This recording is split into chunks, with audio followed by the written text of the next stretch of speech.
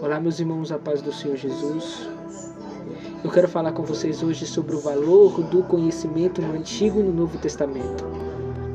No Antigo Testamento temos textos que falam sobre o valor do conhecimento e a necessidade de se obtê-los.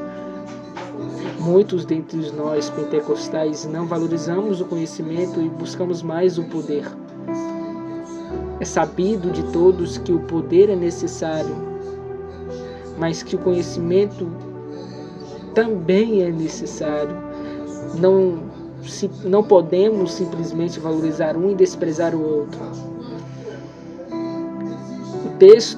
O primeiro texto que eu quero usar para defender o meu argumento de que o conhecimento tem valor e de que há uma necessidade, principalmente neste tempo, em se buscar o conhecimento, está em Deuteronômio capítulo 6. Deuteronômio capítulo 6 diz assim, a partir do versículo 1, são estes os mandamentos dos capítulos anteriores, se lermos o capítulo 5, vai estar falando dos 10 mandamentos, os estatutos e os juízos que o Senhor, seu Deus, ordenou que fossem ensinados a vocês para que vocês os cumprissem na terra em que vão entrar.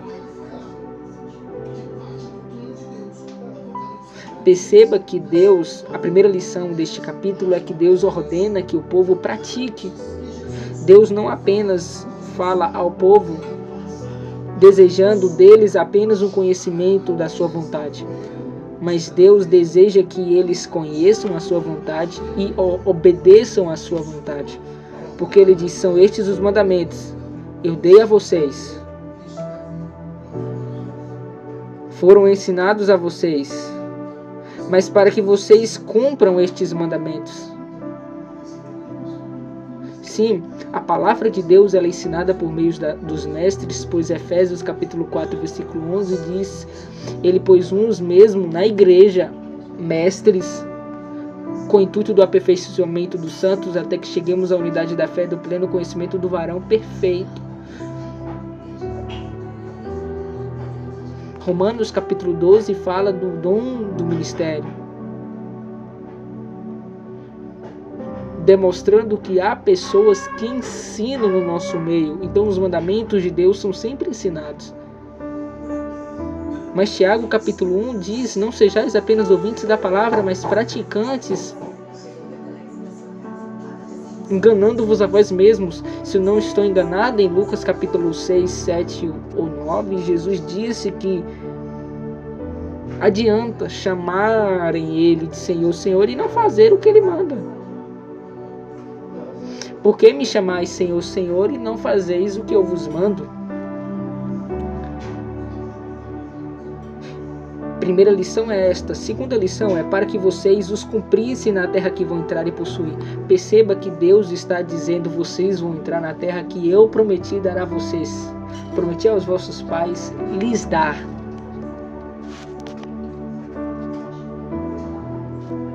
E vocês vão cumprir o que eu estou dizendo a vocês lá na terra. Também, né? O que Deus está dizendo? Durante a promessa você também deve me obedecer. E não apenas antes. Porque Deus dizia, se vocês me obedecerem, vocês entrarão na terra. Agora Deus está dizendo, é para permanecerem me obedecendo durante os dias da sua vida. Durante os dias que vocês estarão na terra.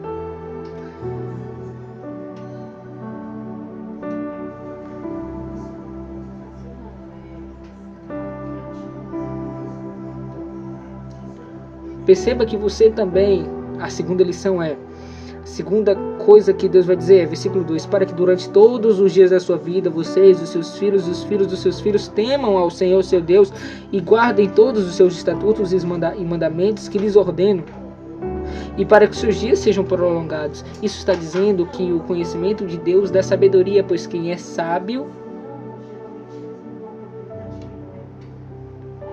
obedece os mandamentos, guarda os mandamentos e por isso teme ao Senhor. Você tem que temer a Deus pelo conhecimento que você tem dele.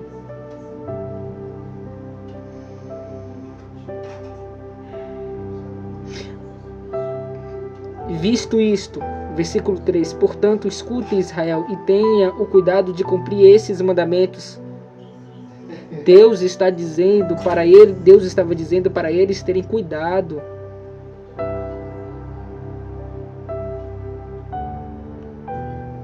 Para que tudo lhes corra bem. Essa é a terceira lição. Quem obedece os mandamentos de Deus vive seguro.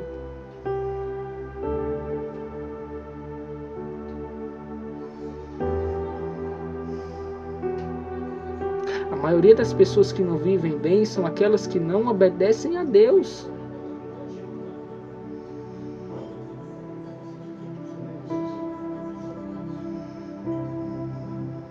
Versículo 4. Escute, Israel, o Senhor nosso Deus é o único Senhor, portanto ame o Senhor seu Deus de todo o seu coração, de toda a sua alma e com todas as suas forças. Perceba, essa é a quarta lição. Primeira lição é, você tem que cumprir o que você escuta sobre Deus. Para que você, e também, essa é a segunda lição, que você obedeça a Deus durante o cumprimento da promessa e não apenas antes. E a terceira lição é você temer a Deus pelo conhecimento que você tem. E a quarta lição que eu posso colocar aqui é: por que a gente tem que amar o Senhor nosso Deus de todo o nosso coração, de toda a nossa alma, com todas as nossas forças? É porque Ele é o único Senhor. Se Ele é o único Senhor, não há espaço para um outro Senhor. Por isso devemos entregar-nos totalmente a Ele. Escute, Israel, o Senhor nosso Deus é o único Senhor, portanto ame o Senhor, seu Deus, de todo o seu coração, de toda a sua alma, de toda a sua força. Você tem que se entregar totalmente a um único Senhor e não a um outro Senhor.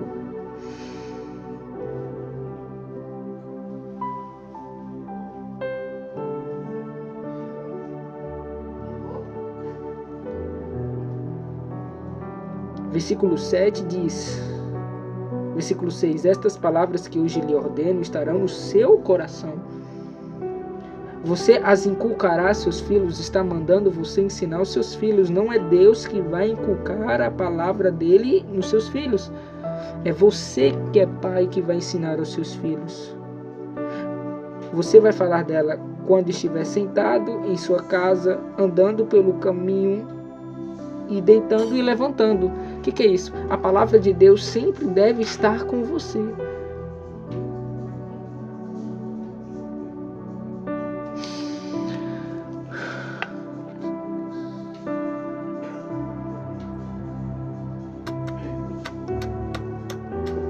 A palavra de Deus sempre deve estar com você.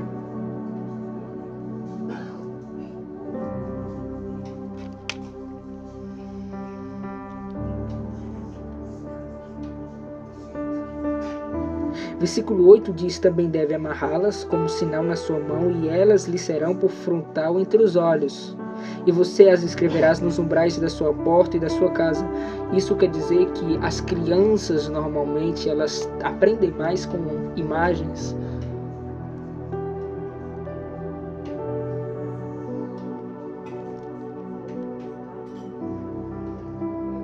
E aí?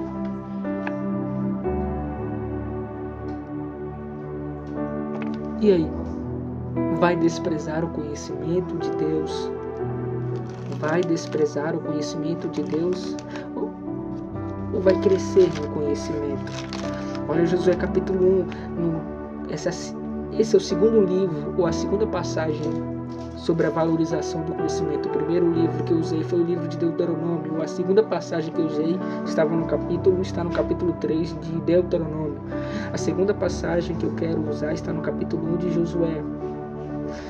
No versículo de número 2, Deus disse para Josué que o servo dele, Moisés, estava morto. E ele disse para Josué se preparar para entrar na terra juntamente com o povo, porque Deus ia dar a terra aos filhos de Israel. No versículo 5 diz que Deus faria com que os inimigos de Josué não permanecessem em pé. não poderão resistir. Todos os que fossem para cima de Josué, Deus daria graça a Josué para que ele os vencesse. Aí Deus disse: assim como estive com Moisés, estarei com você, não o deixarei nem o abandonarei. Deus está mentindo? Não, Deus estava falando a verdade. Deus não abandonou Josué. Mas olha, preste atenção no versículo 6, seja forte e corajoso, porque você fará este povo herdar a terra. Apesar de Deus estar falando com o cabra, o cara está com medo. Por que às vezes muda de assunto? Porque sempre Deus conhece a intenção do coração. Deus conhece o ser humano. Deus sabe que às vezes o ser humano tem alguns questionamentos. Por isso alguns assuntos mudam. Porque vai de acordo com o pensamento humano. Ou seja, em que sentido? Quando um pensamento tem uma dúvida, Deus vai lá e tira a dúvida. Quando surge um medo do nada, Deus vai lá e vai naquele medo. E no versículo 7 diz: então somente seja forte e muito corajoso, para que você tenha cuidado de fazer segundo toda a lei que o meu servo Moisés lhe ordenou. Se você ler o versículo de número 5, diz: assim como eu estive com Moisés, estarei com você. Mas no versículo de número 7, Deus diz: obedeça o que Moisés lhe ensinou. Você deseja crescer na vida, você deseja crescer no ministério como alguns cresceram, mas você não aprende com eles.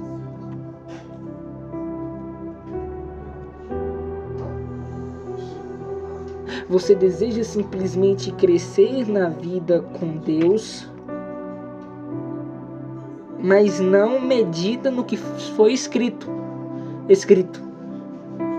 Versículo de número 8, não cesse de falar deste livro da lei. Pelo contrário, ou seja, antes de você deixar de falar da lei, medite nele dia e noite. É andando, levantando, sentando, em pé, não sei, vai meditando. Não se desvie dela nem para a direita, nem para a esquerda. No versículo 7 diz isso. Quando eu medito dia e noite, eu tenho cuidado de fazer segundo o que nele está escrito. Ou seja, quando eu medito nos mandamentos do Senhor, eu pratico o que está escrito.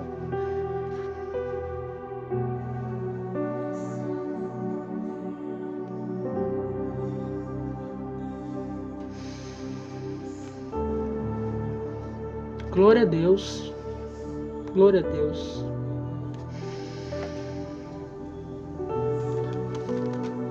Quando você valoriza o que Deus valoriza, Deus te valoriza.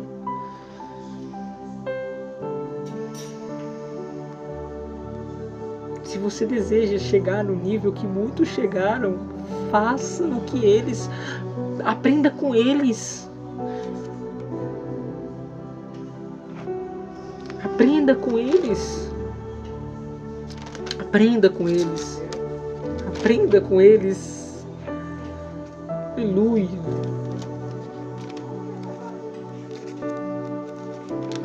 Glória a Deus. Louvado seja o nome do Senhor. Agora eu quero ler um texto que está lá em Provérbios, a segunda passagem que eu vou citar. Filhos, escutem a instrução do Pai e estejam atentos para que obtenham o entendimento, porque eu lhes dou boa instrução. Eu dou boa instrução, por isso escutem. Não abandonem o meu ensino. Quando eu era menino, em companhia de meu pai, uma criança inexperiente, mas única aos olhos de minha mãe. Perceba, quando eu era menino, em companhia de meu pai, uma criança inexperiente, mas única aos olhos de minha mãe, eu era inexperiente, mas eu era amado. Eu era inexperiente, mas eu era ensinado. O meu pai me ensinava e me dizia que o seu coração retém as minhas palavras, guarde os meus mandamentos e você viverá. Se você não ama a palavra de Deus... Para o versículo 5. Adquira a sabedoria, adquira o entendimento, não se esqueça nem se afaste das minhas palavras. Não abandone a sabedoria e ela guardará você. Você quer ser guardado, mas você não guarda as palavras de Deus. Você quer ser guardado da tentação, das tentações, mas você não guarda a palavra de Deus. E você se esquece de que Deus só guarda quem guarda a palavra dele. Deus não vai guardar quem despreza a palavra dele. Não abandone a sabedoria e ela guardará você. Ame-a e ela o protegerá. Quando você ama o que Deus disse, você estará sendo protegido por ele. Versículo 7. O princípio da sabedoria, ou seja, se você deseja adquirir sabedoria, ela te dá um conselho. Adquira sabedoria. A própria sabedoria está mandando você adquiri-la. Se lermos o capítulo 1 de Provérbios, a sabedoria clama nas praças, clama nos desertos. Clama! Valorize a sabedoria e ela o exaltará. Se você a abraçar, ela o honrará. Agora, caso contrário, você rejeitar a sabedoria que é dada por meio da oração e por meio da leitura da palavra, Tiago capítulo 1, versículo 5 diz: se alguém tem falta de sabedoria, peça a Deus que lhe dá sem virar as costas. E sabedoria é qualidade nas obras, é você ouvir, é você saber ouvir, saber escutar, saber falar, saber se comportar nos ambientes, ter qualidade nas obras. E a Bíblia tem qualidade de obras. A Bíblia tem ensinamento sobre como você deve se comportar. Versículo 8, valoriza a sabedoria. Versículo 9, ela porá um diadema de graça em sua cabeça e lhe entregará uma coroa de graça, uma coroa de glória, perdão. Perceba que nestes textos a sabedoria está pedindo para você adquiri-la e que há promessas de proteção, de honra para quem a obtém. Se tem gente que rejeita a oração, rejeita a leitura da palavra, sinto muito. Se tem gente que rejeita a teologia, sinto muito. Não tem proteção de Deus. Eu não estou dizendo se você não tem teologia, estou dizendo, se você rejeita, se você despreza, se você vai contra, você não tem comunhão com o Espírito Santo. E a sabedoria, eu falo com muito respeito, se você é uma pessoa que está na igreja, mas vai contra a teologia, você pode ter comunhão com qualquer coisa, menos, talvez o seu conhecimento sobre teologia está fraco. Mas se você vai contra o conhecimento de Deus, sinto muito, você não tem comunhão nenhuma. Se você rejeita o conhecimento de Deus, se você vai contra a teologia, você não tem conhecimento de Deus nenhum. Você não tem honra e nem proteção.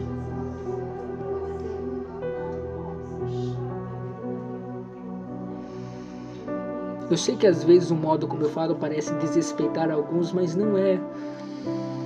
Se de fato eu desrespeitei alguém com a minha fala, eu peço perdão. Mas se não valorizo o conhecimento de Deus, será desprezado pelo próprio Deus, infelizmente, e também não terá nenhuma honra de Deus. Os humilhados serão exaltados. Isto não existe. Mateus 23 diz que quem se humilha, esse será exaltado. Em 1 de Pedro, capítulo 5, diz que quem se humilha diante do Senhor, no seu tempo, no tempo de Deus, será exaltado. Tiago, capítulo 4, diz: humilhem-se perante o Senhor para que Ele vos exalte. Não é quem é humilhado, é quem se humilha.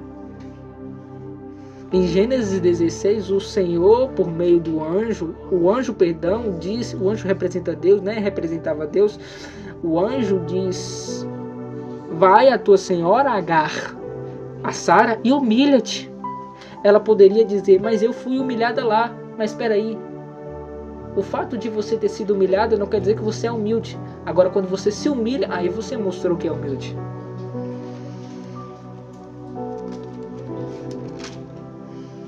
Agora, o outro texto que eu quero utilizar para mostrar o valor do conhecimento no AT, o Antigo Testamento, está em Eclesiastes 12.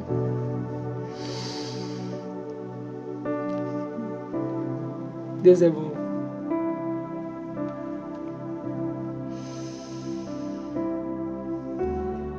Versículo 9. O pregador, além de sábio, ainda ensinou ao povo conhecimento. Vou ler nessa tradução aqui. Bora ver se isso aqui mesmo é sério para isso aqui. É sério, Jesus? Está isso aqui na Bíblia? Versículo 9. E quanto mais sábio for o pregador, tanto mais ensinou ao povo sabedoria. Se você tem sabedoria, você tem que ensinar. Conhecimento, sabedoria. Versículo de número 9 ainda. E atentando e esquadrinhando, compôs muitos provérbios. A primeira interpretação aqui é: ele deixou provérbios. Salomão, escritor de Eclesiastes, capítulo de número 12, deixou um legado. Provérbios que são utilizados até hoje por nós, a igreja, que foram deixados para a igreja, para Israel.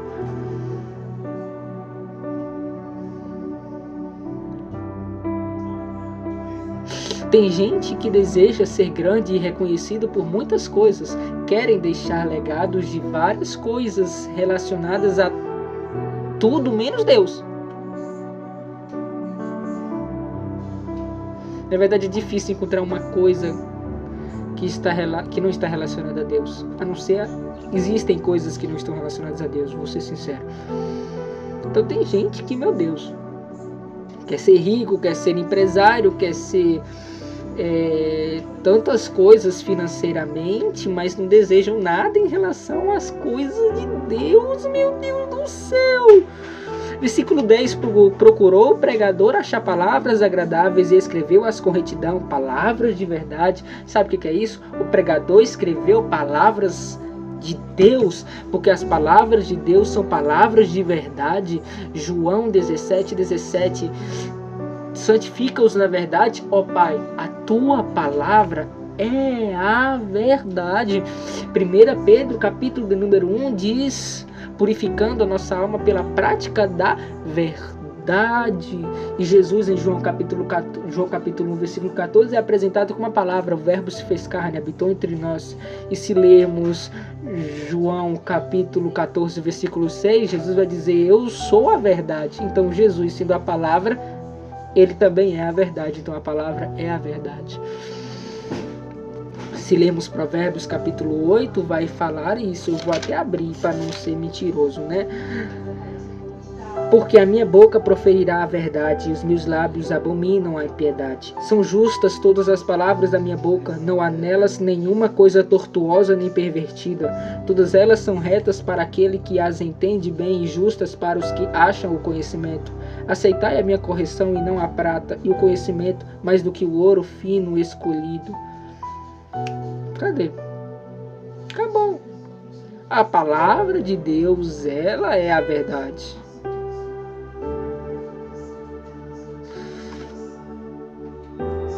Eu quero abrir um texto aqui. Tá indo aqui, ó.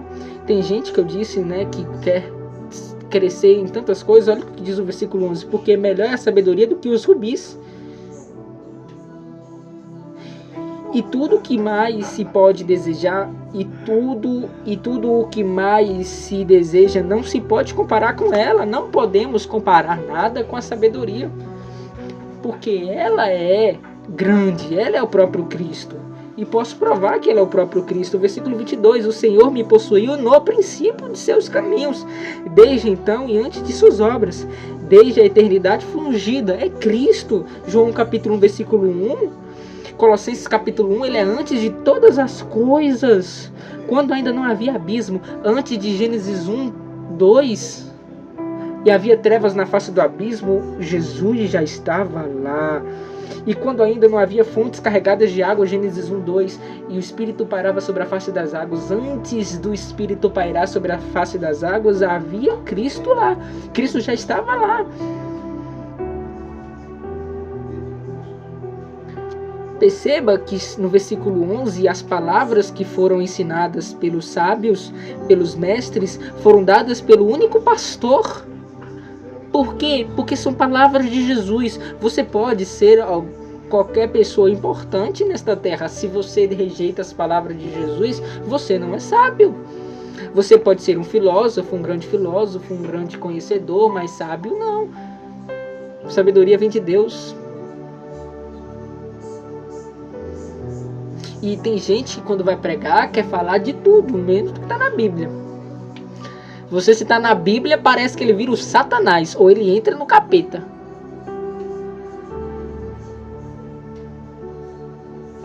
Primeira de Pedro, capítulo 4, não me lembro o versículo, acho que no 8, está escrito: Se alguém deseja falar, fale segundo as palavras de Deus. Não fale somente não. Fale o que está aqui. Eu quero saber. Eu não quero voar. Eu não quero, né? Porque muitos vão... Alguém pode dizer, né? Fecha a Bíblia e vamos decolar. Eu não quero fechar a Bíblia e decolar. Eu quero entrar para a palavra. Da paciência, Jesus, que às vezes a gente não tem. Tira tudo. Meu Deus.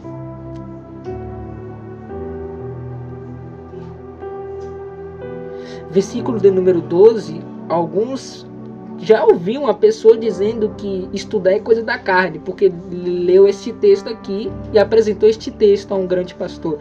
E demais disto, filho meu, presta atenção. Não há limite para fazer livros, e o muito estudar é enfado da carne. Tá vendo? Carne, estudar é coisa da carne. Meu Deus do céu, como é que esta pessoa tem este tipo de interpretação? Infelizmente tem este tipo de interpretação errônea, porque só Paulo usou a palavra carne no significado de natureza pecaminosa, mas no Antigo Testamento a palavra carne simbolizava ser humano, um corpo físico, e não natureza pecaminosa. Então estudar é coisa da carne. Tem outra tradução aqui, tem uma tradução que vai dizer, quer ver? Tem uma tradução que vai dizer que estudar demais cansa o corpo, deixa o corpo exausto. E versículo 13 vai dizer: de tudo que se ouviu, a conclusão é esta: tema a Deus e guarde seus mandamentos, porque isto é dever de cada pessoa. Ou seja, você deve temer a Deus pelo conhecimento que você tem. Aleluia! Aleluia! Agora tem que mostrar no NT pra gente não falar que é só coisa do Antigo Testamento. Tem que falar que é coisa do Novo Testamento também. Tem que mostrar que é coisa do do Novo Testamento também.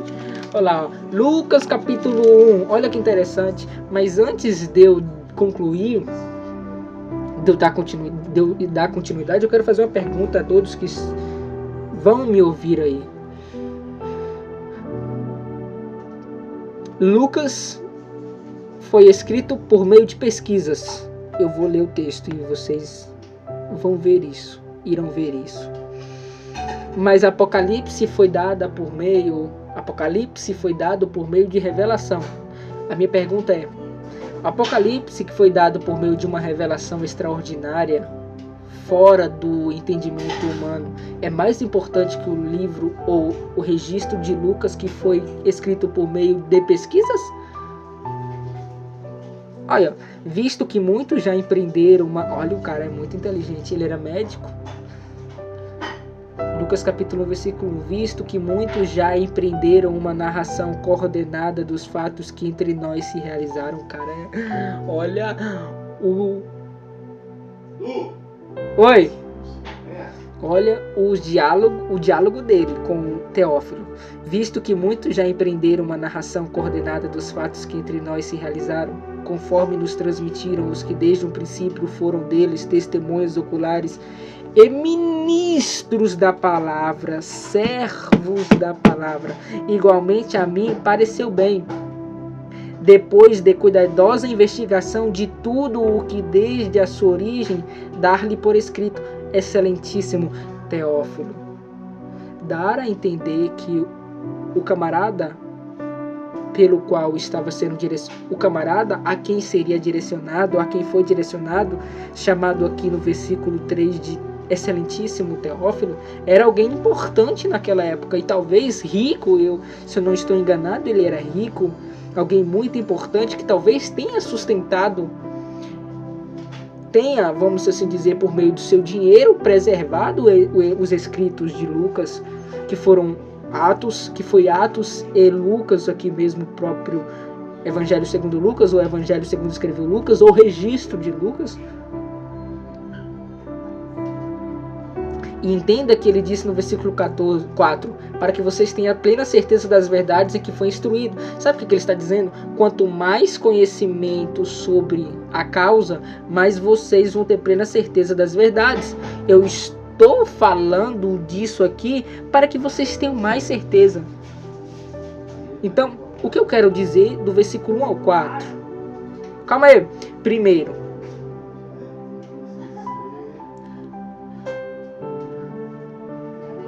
ele investigou para depois falar, para depois escrever. Está no versículo 3. Depois de cuidadosa investigação, ou seja, de uma minuciosa pesquisa. E ele diz, para que você tenha plena certeza, Teófilo, das verdades que foram instruídas, em que foi instruído. As verdades que aquilo que você foi instruído, sim, de fato é uma verdade, mas talvez você não tenha tanta certeza. Então eu preciso que você tenha certeza. Como? Eu preciso estudar, e estudei, e agora estou escrevendo. Então, quanto mais pessoas falando, quanto mais pessoas falassem, quanto mais as pessoas falavam para Teófilo acerca disso, mais ele teria plena certeza das verdades. Quanto mais você medita nas Escrituras, como está em Deuteronômio, capítulo de número 6,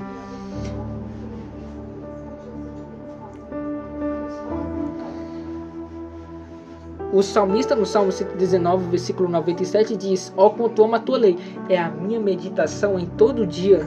E como está em Josué capítulo 1, versículo de número 8, meditar dia e noite. Quanto mais a gente estuda, mais a gente vai tendo certeza. Bora para outro texto? Bora para outro texto. Tem que ir.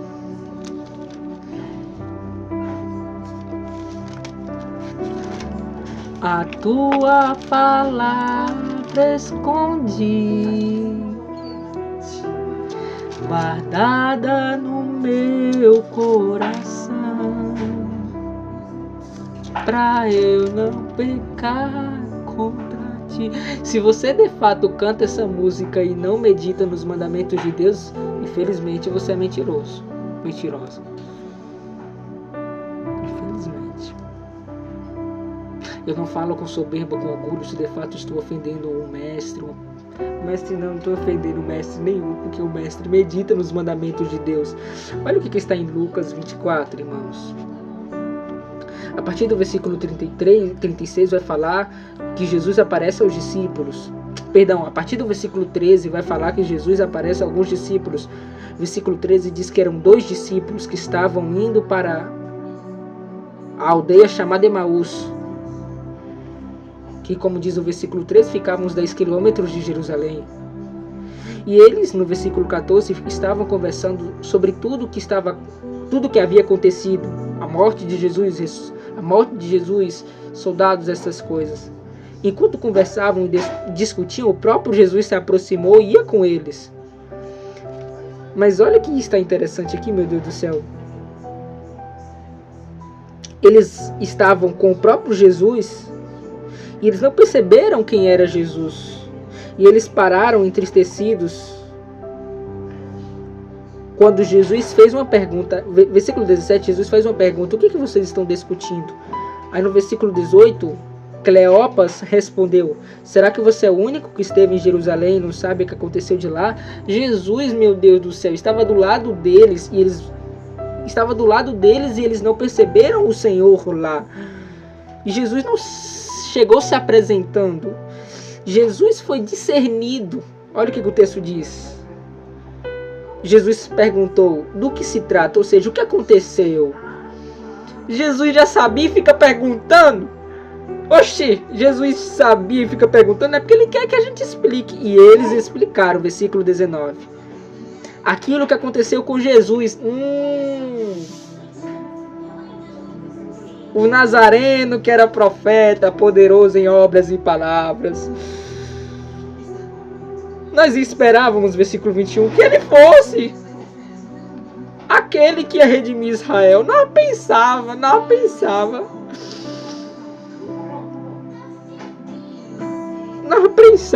Mas olha o que disse o versículo. Meu Deus do céu. Eles falando isso para Cleopas falando isso para Jesus. Olha a reação de Jesus, versículo 25. Como vocês são insensatos. Sabe o que é insensato? Nécio. Sabe o que é nécio? Tolo. Sabe o que é tolo? Burro.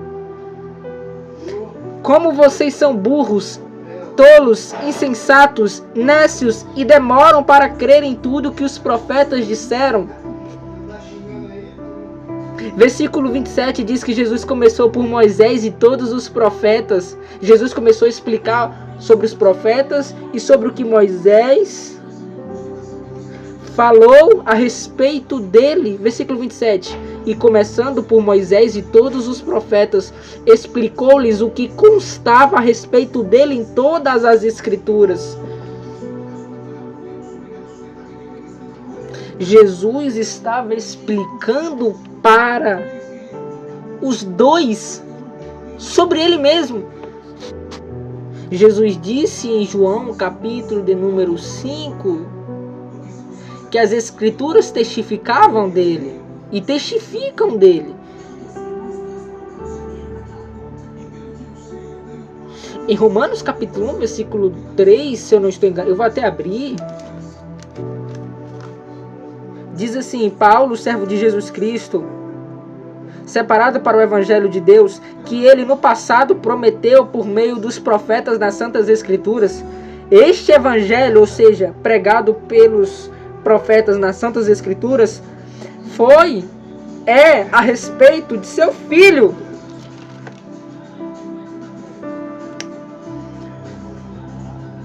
Meu Deus, Jesus começou a ensinar tudo o que estava sendo escrito, o que foi escrito a respeito dele, desde o Antigo Testamento. A gente quer conhecer.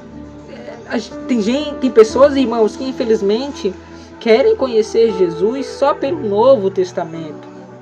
Mas não podemos ser assim.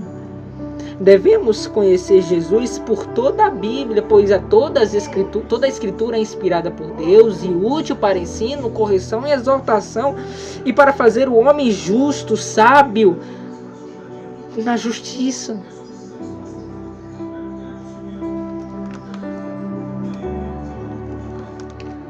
Último texto. Eu tenho vários, a gente tem vários, meu Deus do céu. Bora para Pedro. Olha isso daqui. Se você ler o capítulo de número 1 de 2 Pedro, Paulo vai falar sobre a virtude, sobre as práticas das virtudes de Cristo.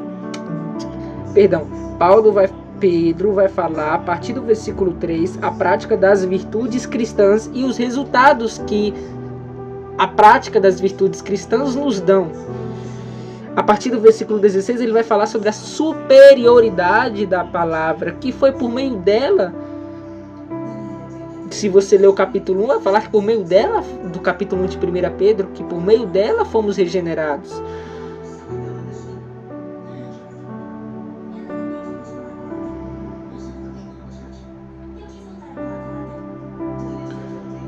Ele vai falar que a palavra do Senhor não foi dada por meio de homens. Perdão, não vai falar porque a palavra de Deus foi dada por meio de interpretação pessoal, mas sim, homens falaram da parte de Deus, movidos pelo Espírito de Deus, pelo Espírito Santo. Ele vai falar da superioridade da palavra. Mas no capítulo 2 ele fala sobre os falsos profetas com falsos ensinos, talvez até com falsas interpretações. Sim, né? Todo falso profeta tem falsas interpretações. São interpretações pessoais, coisa que a palavra de Deus não deve ser dada por meio de interpretação pessoal. As Escrituras em si, ela não provém da interpretação pessoal. se lermos o capítulo de número 2, ele vai falar sobre os falsos mestres. E no capítulo 3, ele vai falar da vinda do Senhor, que muitos escarneciam, duvidando da promessa que o Senhor havia feito da sua volta. Eu voltarei. Mas quanto ao dia e a hora, ninguém sabe, nem os anjos, nem o Filho do Homem, apenas o Pai. Portanto, vigiai, porque não sabeis o dia e a hora em que há de vir o vosso Senhor. As palavras da volta de Cristo foram proferidas pelo próprio Cristo também. Mas aí muitos duvidavam e diziam que Jesus não ia voltar. Ou até mesmo, não diziam com estas palavras, mas falavam em um tom de dúvidas, porque eles diziam, no versículo 4 diz: onde está a promessa da sua vinda? Porque desde que os pais morreram, todas as coisas permanecem como desde o princípio da criação. Perceba que o texto não está dizendo eles disseram. Perceba que o texto não está dizendo que eles falaram, Jesus não vai voltar. Mas o texto diz que eles falam, demonstrando zombaria. Onde está a promessa da sua vinda? Ele falou que ia vir, mas desde o momento em que ele disse isso, nada mudou. As coisas acontecem desde o princípio da criação. Mas eles se esquecem que em Gênesis 1 havia trevas no abismo. Estava tudo quieto, mas o Espírito de Deus se movia. Onde estava tudo quieto, onde parecia nada se mover, o Espírito se movia.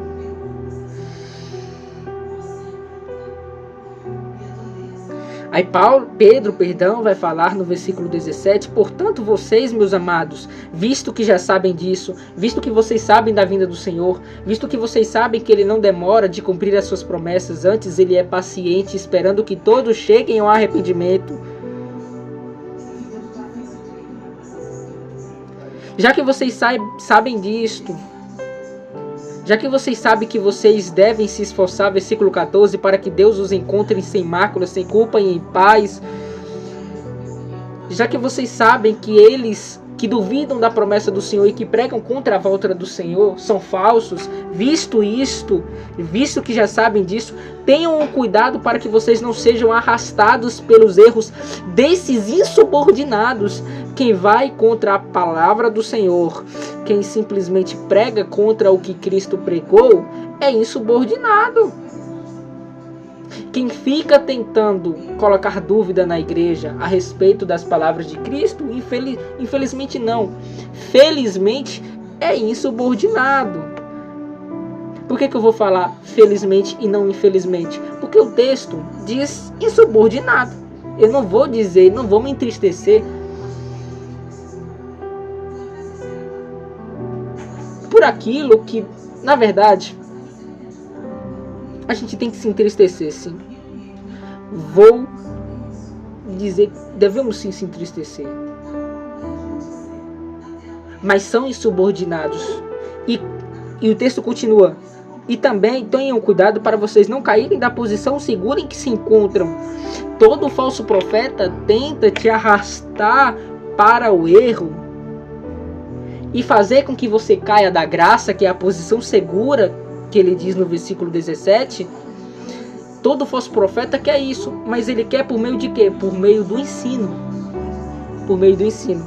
Aí ele disse: pelo contrário, antes de vocês caírem no erro destes homens, versículo 17, e antes de vocês caírem da posição segura em que vocês se encontram, versículo 18, cresçam na graça e no conhecimento. Se você não quer ser enganado pelos falsos profetas, pelos falsos mestres, medite no que está nas Escrituras. Medite no que está na palavra do Senhor. Pai do Senhor.